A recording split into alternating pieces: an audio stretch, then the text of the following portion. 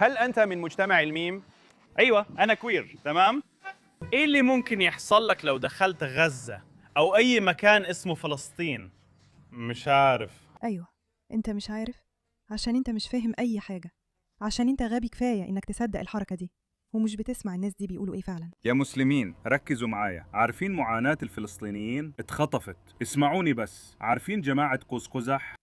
دلوقتي روحوا شوفوا بنفسكم، هتلاقوهم بيرفعوا أعلام المثليين مع غزة. الله بيقبل المثليين؟ كل الكلام الفاضي ده، ولا مسلم بيستنكر ده. احنا مش بندعمهم ومش هنقبل أفعالهم أبدا. هو مش بس بيقول إننا عمرنا ما هندعمهم، إحنا أصلا مش مهتمين ندعمهم، إحنا ضد ده.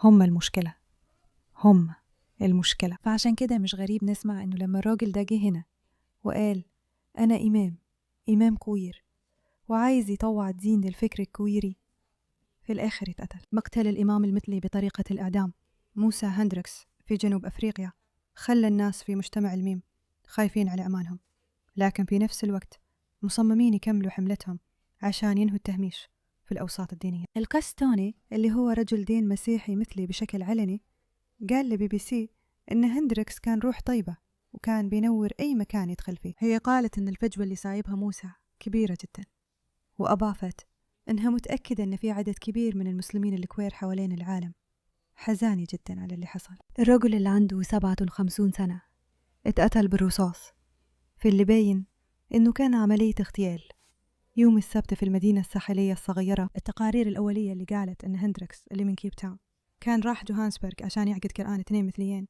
اتضح إنها مش صحيحة.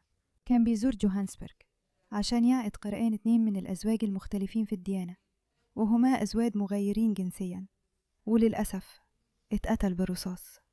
ده اللي اتقال في البيان. مش واضح ليه الأزواج دول طلبوا من هندريكس إنه يشرف على مراسم جوازهم، بس ده بيوضح إنه كان بيكسر الحدود حتى في آخر لحظات حياته.